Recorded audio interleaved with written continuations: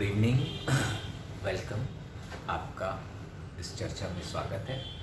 जो आज topic discuss करने जा रहे हैं नेतृत्व है, और नेतृत्व के विषय में हम पहले भी चर्चा कर चुके हैं। ट्रेडिशनल जो थ्योरीज़ हैं, आपके गुण सिद्धांत हो गया, व्यवहारवादी अध्ययन हो गए, परिस्थितिवादी हो गए, और नेतृत्व का एकीकृत प्रतिमान, ये हम आपके प्रीवियस लेक्चर में आपके साथ डिस्कस कर चुके हैं। आज जो टॉपिक है ये यूपीएससी के पॉइंट ऑफ व्यू से कुछ रेलेवेंट लीडरशिप स्टाइल्स पे क्वेश्चन आ सकता है, तो उस हिसाब से इसको तैयार कर रहे हैं। तो जो एमर्जिंग लीडरशिप स्टाइल है जो इस समय पॉपुलर हो रहे हैं कॉरपोरेट सेक्टर में भी, उनमें सबसे ऊपर है करिश्माई नेतृत्व, नव करिश्माई नेतृत्व। दूसरा है मूल्य आधारित नेतृत्व, spiritual and value based leadership. और इसके अलावा ट्रांसैक्शनल लीडरशिप, अनुप्रस्थकारी नेतृत्व, और ट्रांसफॉर्मेशनल लीडरशिप, आपका रूपांतरणकारी नेतृत्व। तो ये सारे जो लीडरशिप स्टाइल हैं ये अभी कॉर्पोरेट सेक्टर में काफ़ी पॉपुलर हैं, और लोक प्रशासन में value based and ethical leadership की बात हो रही है, तो उस पर वो यहाँ के लिए उपयोगी है। तो इसलिए क्योंकि इथिक्स को जोड़ा गया है जीएस में भी, तो इथिकल लीडरशिप पर फ्यूचर में क्वेश्चन आने की संभावना है। तो नव करिश्माई नेतृत्व क्या है, एक एक करके मैं आपको बताता चला जाता हूँ। ठीक, कि नव करिश्माई नेतृत्व में focus on roll of leader in creating and implementing change, कि जो नेता का रोल है, जो भूमिका है नव करिश्माई नेतृत्व में, वो है creating change and implementing change, कि परिवर्तन सृजित करना और परिवर्तनों को लागू करना। दूसरा, consider leader at top levels of organization must have inspiration and vision. ये कहते हैं कि जो टॉप लेवल के लीडर होते हैं, उनमें दूसरों को प्रोत्साहित करने, प्रेरित करने की क्षमता होनी चाहिए, और उनमें एक विजन होना चाहिए। दूसरा, कि characteristic of the charismatic leader, कि नेता के लक्षण क्या है, नवकरिश्माई नेता के लक्षण क्या है, क्योंकि बमुश्किल 100-150 वर्ड में आपको ये आंसर लिखना होता है, 200 वर्ड मैक्सिमम, तो ये सारे इसमें आ जाते हैं। तो हाई सेल्फ कॉन्फिडेंस, उच्च उनमें आत्मविश्वास होता है। स्ट्रॉन्ग कन्विक्शंस अबाउट आइडियाज़, और अपने आइडियाज़ के बारे में दृढ़ विश्वास होता है। सबसे पहले तो अपने बारे में हाई सेल्फ कॉन्फिडेंस, उच्च आत्मविश्वास या अति आत्मविश्वास अपने बारे में कि हम सही कर सकते हैं। दूसरा, कि अपने strong conviction about the ideas, कि हमारे पास जो आइडिया है वो एकदम स्ट्रॉन्ग है, और उसमें क्या है, प्रतिबद्ध है, उस आइडिया के प्रति बहुत विश्वास होता है उनको, कोई भी आइडिया वो इम्प्लीमेंट करते हैं। तो ये चीज़ है। जैसे कि स्टार्टिंग में जो दिल्ली मेट्रो था या मेट्रो कोंकण मेट्रो था, तो वो एक मतलब असंभव सा परियोजना लगती थी, लेकिन श्रीधरन को जो था, ये मेट्रोमैन ई श्रीधरन जी को ये विश्वास था कि यस इट कैन बी, ये हो सकता है। तो वो एक मतलब आत्मविश्वास है कि अपने आइडिया में, कि यहाँ इसको हम लागू कर सकते हैं। हाई एनर्जी एंड इंथ्यूजिज्म, ऐसे नेताओं में उच्च स्तर की ऊर्जा, सुबह से शाम तक लगे रहेंगे, लेकिन कोई थकान नहीं, और उत्साह बना रहेगा। 60 साल में भी 15-20 साल वाला जो युवाओं का उत्साह होता है, वो आप उनमें देख सकते हैं, कोई थकान नहीं। ठीक है। एक्सप्रेसिव होते हैं, अपनी बातों को बहुत अच्छे से रखना जानते हैं, नव करिश्माई नेतृत्व। और एक्सीलेंट कम्युनिकेशन, इनका जो संचार है, जो बातचीत करने का तरीका है, वार्ता करने का तरीका है, संवाद करने का तरीका, वो भी बहुत एक्सीलेंट होता, बहुत लाजवाब होता है। और एक्टिव इमेज बिल्डिंग, कि सक्रिय रूप से अपनी इमेज बिल्डिंग में वो ध्यान देते हैं। एक्शन से इमेज बनती है नेता की, कि वो एक्शन कैसे ले रहा है, उस हिसाब से उसकी इमेज बनती है। तो कोई भी नेता अगर स्ट्रॉन्ग डिसीजन लेता है तो उसकी स्ट्रॉन्ग इमेज बनती है। अगर वो डिसीजन नहीं ले पाता है, अनडिसाइसिवनेस से जूझता है, तो उसकी एक निर्णय वाली नेता वाली इमेज बनती है।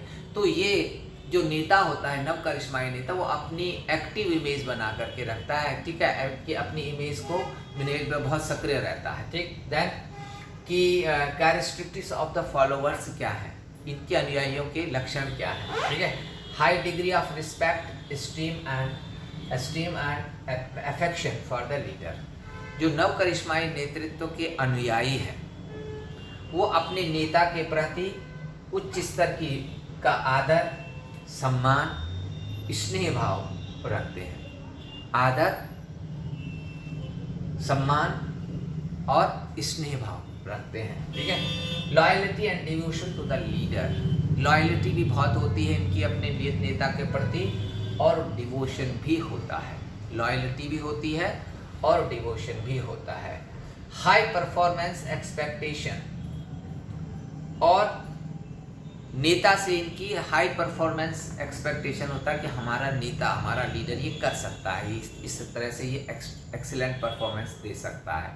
देन अनक्वेश्चनिंग ओबीडियंस, ये बहुत ही महत्वपूर्ण पॉइंट है कि वो अपने नेता की बात का, आज्ञा का एकदम बिना कुछ पूछे पालन करते हैं। अनक्वेश्चनिंग, बिना प्रश्न किए ओबीडियंस।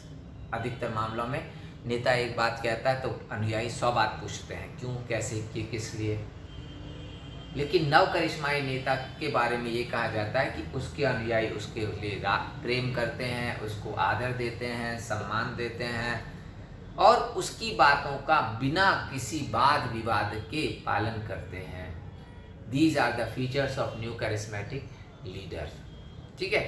करिश्मेटिक लीडर की बात जो अवधारणा दी थी वो मैक्स वेबर ने दी थी, और मैक्स वेबर ये मानते थे कि charisma lies in the eyes of beholders, कि करिश्मा व्यक्ति में नहीं होता, आइज ऑफ बिहोल्डर्स, देखने वालों की नज़र में करिश्मा होता है, ठीक है। तो किसी व्यक्ति को आप देखिएगा कि भाई उस नेता का समर्थक है, ठीक है, और वो क्योंकि उसमें करिश्मा देख रहा है, जबकि दूसरा कहता अरे ऐसी साधारण व्यक्ति, इसमें ऐसी कौन सी खास बात है, तो उसमें करिश्मा नहीं देख रहा। तो वो कहता है, मैक्स वेबर कहता है, charisma lies in the eyes of beholder, व्यक्तियों में करिश्मा नहीं होता, देखने वालों में करिश्मा होता है। जब तक देखने वाले उसमें करिश्मा देख रहे होते हैं तब तक उसको अपना नेता मानते हैं। जब उनको लगता है कि अब इसमें करिश्मा नहीं है तो कोई नया करिश्माई नेता अपना ढूंढते हैं। तो बट ये जो नई नव करिश्माई नेतृत्व है, ये करिश्मा आदमी की एबिलिटीज़ को मानता है, उसके वे ऑफ डूइंग थिंग को करिश्मा मानता है।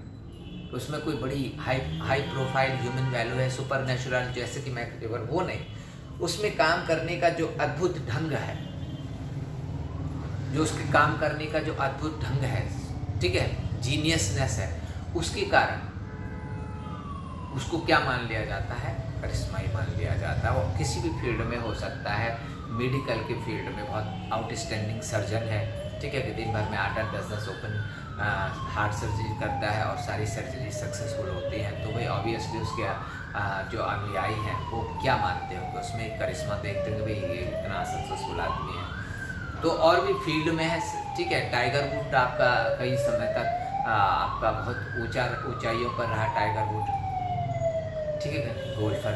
तो वो उसके भी जो फैन थे वो उसमें करिश्मा देखते थे, ठीक है, ब्लैक डायमंड पे लेके जो फॉलोअर्स थे उनमें करिश्मा देखते थे। तो वो एक एबिलिटी, ठीक है, आउटस्टैंडिंग एबिलिटी है, ठीक है।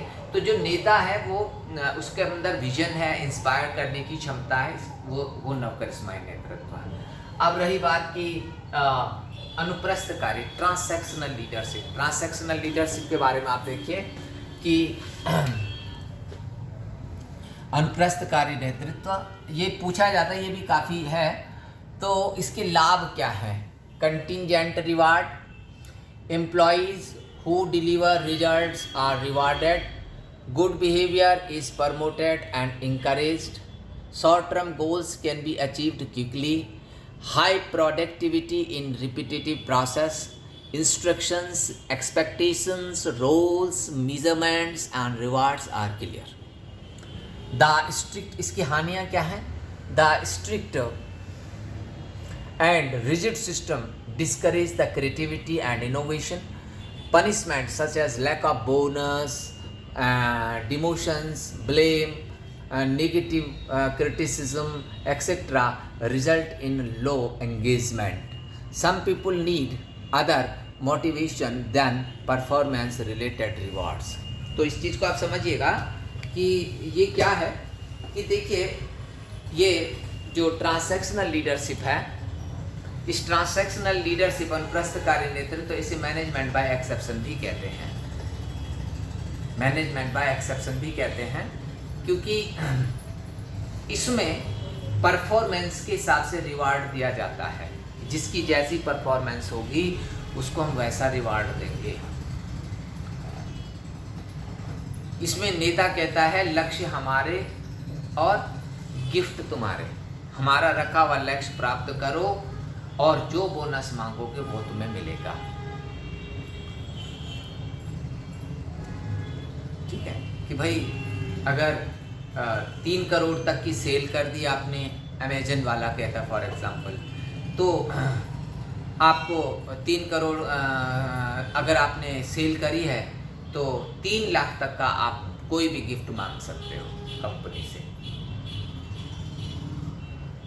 3 लाख तक का कोई भी गिफ्ट आप, लेकिन आपको टारगेट पूरा करना होगा। अगर आप, हमारा लक्ष्य थोड़ा सा भी मिस रहा, फॉर एग्जांपल 3 करोड़ की जगह, ठीक है, 2 करोड़ 99 लाख तक ही पहुंच पाए तो फिर गिफ्ट नहीं मिलेगा। तो लक्ष्य हमारे और इनाम तुम्हारे, ऐसे इसमें है।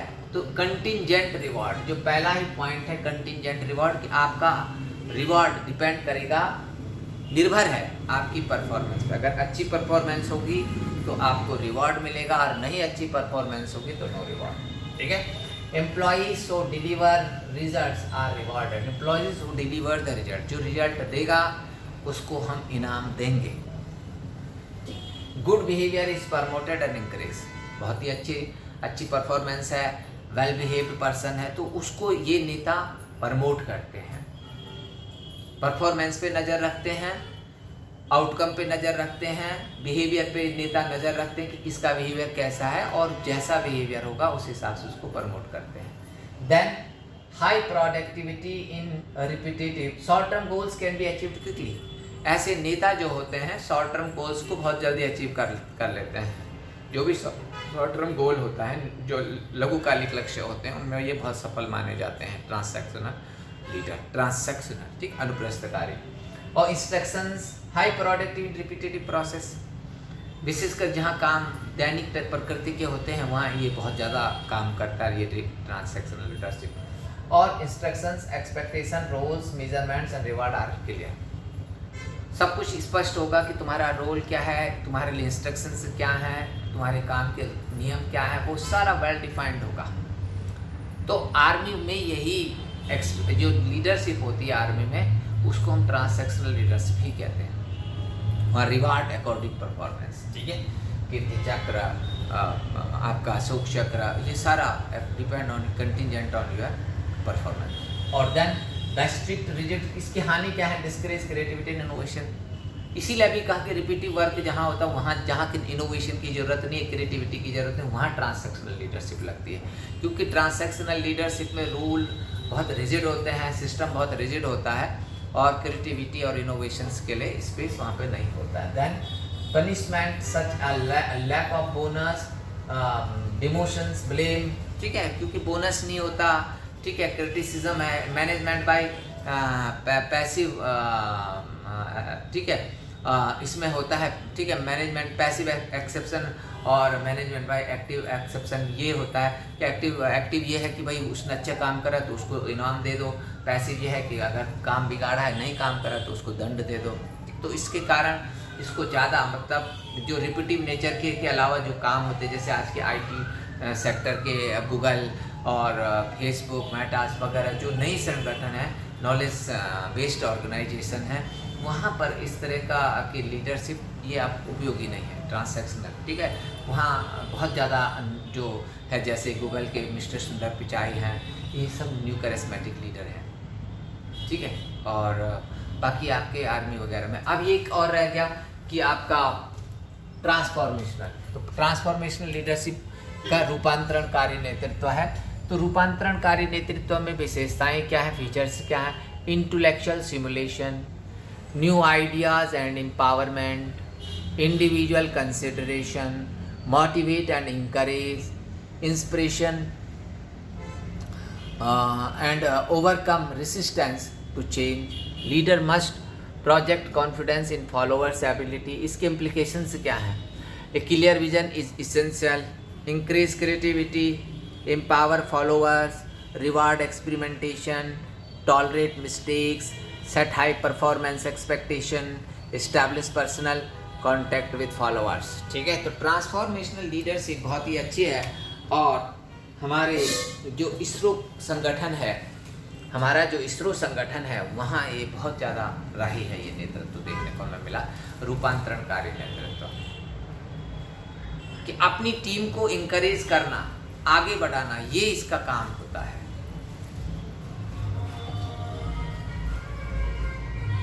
ठीक है, ट्रांसफॉर्म करना, किसी व्यक्ति को लिफ्ट, ट्रांसफॉर्म का मतलब क्या है? To lift the vision. Transformational का मतलब है टू लिफ्ट द विजन, कि जो अपने में कुछ भी एबिलिटी नहीं देखता, उसका विजन इतना ऊंचा कर देना कि yes you can do it.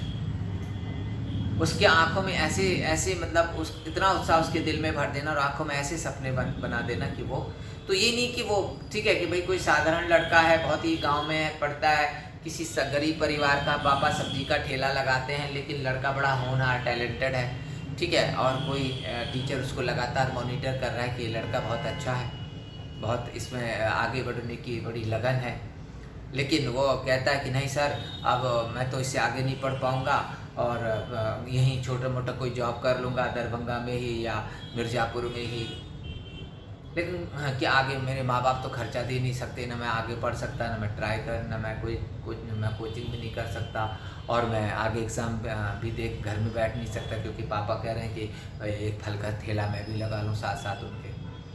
तो उसको टीचर जो मॉनिटर कर रहे हैं वो समझाते हैं कि नहीं बेटा, तो अपनी ज़िंदगी को इतने आसानी से हाथ से न जाने दे, तो इनमें तो बहुत एबिलिटी है, तो अगर आगे तेरे परिवार वाले खर्चा नहीं दे सकते तो 2-3 घंटा ट्यूशन भी पढ़ा लेगा, तो उतने से भी तेरे खर्चे निकल जाएंगे, बल्कि तेरे परिवार के लिए भी कुछ पैसा निकल आएगा। तो तूने जो अभी तक पढ़ा है 10+2 में केवल मैथ्स, वही मैथ्स तू पढ़ाने लग जा छोटे बच्चों को, उतने से ही तेरे पास तेरे खर्चे भी निकल आएंगे और तेरे घर को भी कुछ सपोर्ट मिल जाएगा। अब वो वैसे उसकी बात मान लेता है, टीचर की बात मान लेता है लड़का, आगे ट्यूशन पढ़ा करके अपना ग्रेजुएशन करता है। फिर टीचर कहते हैं कि नहीं, इससे आगे भी तेरा तू अगर अप्लाई करेगा, ठीक है, और कोशिश करेगा तो हो सकता है कि तेरा सिविल सर्विस में हो जाए, स्टेट पुलिस में हो जाए। तो लड़का सर की बात से मान करके हाँ ठीक है, उत्साहित होकर के दे देता है। पता चल रहा पहले अटेम्प्ट में उसका सिलेक्शन भी हो जाता है। तो उसको उस ऊंचाई तक पहुंचाने में उसके आंखों में सपने भरने और उसमें उत्साह, उस संघर्ष के उत्साह पैदा करा, तो वो जो है वो आता है ट्रांसफॉर्मेशनल लीडरशिप में, कि किस तरह से हमने किसी के जो अपने में कोई मतलब ये नहीं देख रहा है कि हाँ वो कैन, तो उसके विजन को लिफ्ट द विजन, कि साधारण से उसको असाधारण बना देना, उसकी सोच को साधारण से असाधारण बना देना, ये है रूपांतरणकारी नेतृत्व। तो रूपांतरणकारी नेतृत्व के बारे में आपने बहुत सारे पॉइंट्स देख लिए, ठीक है। इंटेलेक्चुअल सिमुलेशन, ऐसा नेता आपकी समस्या हल नहीं करेगा। अगर कहोगे कि ये समस्या, तो समस्या हल नहीं करेगा, बल्कि वो क्या करेगा, इंटेलेक्चुअल सिमुलेशन देगा कि नहीं तुम करो। अभी अगर किसी लड़के को 10वीं 12वीं का है, 8वीं 10वीं 12वीं का है, अगर मैथ्स उसको क्वेश्चन नहीं आ रहा है, हमने उसको आंसर बता दिया, तो हमने उसकी लर्निंग प्रोसेस को वहीं पर रोक दिया। फॉर एग्जांपल गाइड बुक दे दें उसको, ले भैया गाइड से कर ले इस मैथ्स का ये सवाल, तो उसका लर्निंग प्रोसेस और जो उसका ब्रेन को डेवलप्ड होना था वो वहीं रुक जाएगा। लेकिन वो पूछने के लिए गया, सर ये क्वेश्चन नहीं आ रहा, सर ने कहा इस फॉर्मूले से ट्राई करके देखो जरा, फिर गया, नहीं सर अभी ये भी नहीं आ रहा, अच्छा अभी ये वाला फॉर्मूला, ये इंटेलेक्चुअल सिमुलेशन क्या है, कहा सर नहीं अभी इससे भी नहीं निकल रहा, अच्छा ये वाला लगा के देख। तो उसको बार बार क्या कर रहे हैं, फॉर्मूला लगाने के लिए कह रहे हैं, ताकि वो हर फॉर्मूले का लगाना सीखे। कई बार मैथ्स की प्रॉब्लम सॉल्व करने में नए बच्चों को 28, 29 दिन महीना गुजर जाता है, उनका सवाल ही नहीं है, लेकिन सर आंसर ही नहीं बताते, प्रक्रिया ही नहीं बताते, ताकि वो अपने से जूझें, ताकि उनका जो सोचने का दायरा है, उनकी जो माइंड बॉगलिंग एबिलिटी है वो डेवलप हो जाए। तो यहाँ अगर वो समस्या से जूझेगा, तभी वो IIT और कैट के एग्ज़ाम को क्या करेगा, क्वालिफाई करेगा। तो ऐसे नेता इंटेलेक्चुअल सिमुलेशन देते हैं कि तुम इतना ही नहीं कर पा रहे, वहाँ फलाने तो ऐसे कर दिया, तुम इतनी सी समस्या हल नहीं कर पा रहे, ठीक है। तो ऐसे नेता बोलते हैं don't tell me that problem is difficult, it would not be difficult, it would not be a problem, it would not be difficult. ठीक है, इन ऐसे नेताओं का कथन क्या होता है? Don't tell me problem is difficult, it would not be a problem if it would not be difficult. ठीक है, तो ये इनका एक बोलने का तरीका होता है। बेसिकली इनका उद्देश्य होता है कि जो फॉलोअर हैं उनका विजन लिफ्ट हो और उनमें जो मानसिक सक्षमता है उसका विकास हो, जो इवोल्यूशन ऑफ द माइंड है, ब्रेन डेवलपमेंट है, वो हो। ठीक है, दूसरा कि इंडिविजुअल कंसिडरेशन, हर एक पे नज़र रखना कि जितने भी फॉलोअर उनके पीछे हैं, 100 हैं, 50 हैं, 500 हैं, 1000, 10,000 हैं, 5 ही हैं, हर एक के लिए पर्सनल कंसिडरेशन है। किसका नाम क्या है, किसकी वीकनेस क्या है, किसकी का पॉजिटिव पॉइंट क्या है, ये इस कारण ये काफ़ी पॉपुलर होते हैं ये नेता, ये ट्रांसफॉर्मेशन लीडर बहुत पॉपुलर होते हैं। ठीक है, मोटिवेट एंड इनकरेज, कि हमेशा मोटिवेट करते रहेंगे, इनकरेज करते रहेंगे। क्यों नहीं कर रहे? केवल तुम एक छोटा सा एग्ज़ाम के लिए ही क्यों आप तड़प रहे हो? इससे बड़े लेवल के एग्ज़ाम्स के लिए क्यों नहीं मेहनत करते? ठीक है, तो ये क्या है? उनका मोटिवेट एनकरेज है। ओवरकम रेसिस्टेंस टू चेंज, ऐसे नेता हमेशा जो परिवर्तन में बाधाएं होती हैं उनको दूर करने में पूरी कोशिश करते हैं कि जो परिवर्तन हम लाना चाहते हो परिवर्तन आए, और परिवर्तन में जो रेसिस्टेंस है वो दूर हो, उसको करने में ध्यान देते हैं। आप किसके इम्प्लीकेशन से क्या है? रूपांतरणकारी नेतृत्व के समाज के लिए क्या लाभ हैं, संगठन के लिए क्या लाभ हैं? Leader must project confident followers ability. ठीक है, कि ऐसे नेता अपने अनुयायियों में क्या करते हैं? उनकी एबिलिटी पे विश्वास करते हैं, इनके पास एक क्लियर विजन होता है।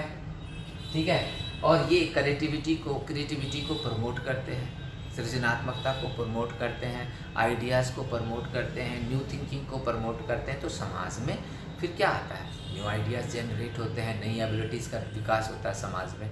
अगर हर नेता अपने अनुयायियों की क्षमता विकास करने पे ध्यान दे, नए आइडियाज़ को क्रिएट करने पे ध्यान दे, तो वो क्या होगा? उससे समाज का भला होगा। ठीक है, एम्पावर द फॉलोअर्स, एकमात्र नेता है जो अपने फॉलोअर्स को एम्पावर करता है कि तुम आगे बढ़ो और सक्षम हो जाओ। दूसरा, reward experimentation and tolerate the mistake. अब इससे पहले आपने जितने भी नेतृत्व पढ़ोगे वहाँ ये बात आपको नहीं मिलेगी। यही ये बात है कि वो एक्सपेरिमेंट को रिवार्ड करता है कि भाई तुमने लीक से हट करके कुछ सोचा तो। अपने कोई अनुयायी उनका लीक से हट करके कुछ करता है तो उसको रिवार्ड करते हैं, भाई चल तू लीक से हटकर, तो भीड़ से हटकर तू कुछ सोचा तूने। भीड़ जिस दिशा में जा रही थी उस दिशा में जाने की जगह तूने अपने ढंग से काम तो करा, ये पहल तो करी। फिर कि टॉलरेट द मिस्टेक्स, क्योंकि जब कोई एक्सपेरिमेंट करेगा तो टॉलरेट द मिस्टेक्स। मैंने अभी आपसे कहा इसरो में ये बहुत प्रोफेसर सतीश धवन जो थे बड़े रिस्पेक्टेड साइंटिस्ट थे इसरो के। तो प्रोफेसर सतीश धवन अपने जो हमारे डॉक्टर APJ अब्दुल कलाम साहब वगैरह थे, इन्होंने इनको ग्रूम किया था, इनको विकास इन्होंने ही करा था। और प्रोफेसर सतीश धवन की ये थी कि जब कोई स्पेस मिशन सफल होता था तो वो हमेशा अपने अधीनस्थों को प्रेस कॉन्फ्रेंस में आगे कर देते थे कि इनके कारण सफल हुआ।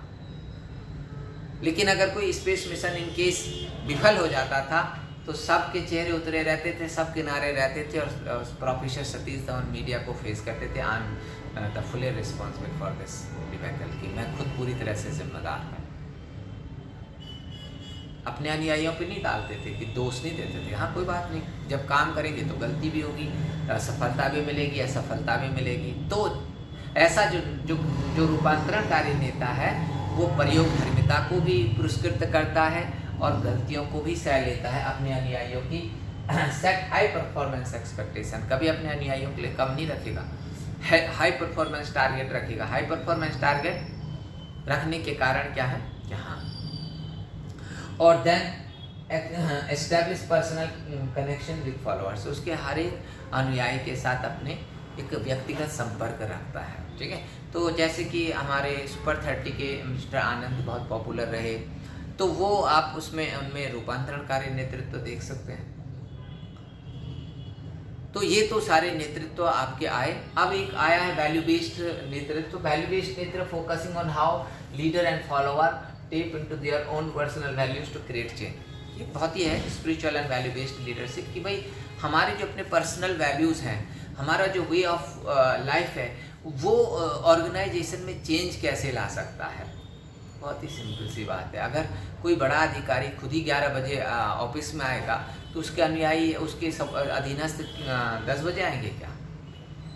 लेकिन जब सब जानते हैं कि नहीं भाई, सुबह डीएम साहब 9:30 बजे ऑफिस में आके बैठ जाते हैं और शीशे के खिड़की से गिलास से देखते रहते हैं कि कौन कब आया, तो जो थोड़ा देर से आने वाले लोग होते हैं वो दूसरे दिन से, अरे डीएम साहब तो 9:30 बजे तो बड़े पंक्चुअल हैं, डीएम साहब 9:30 बजे आकर के कुर्सी में बैठ जाते हैं।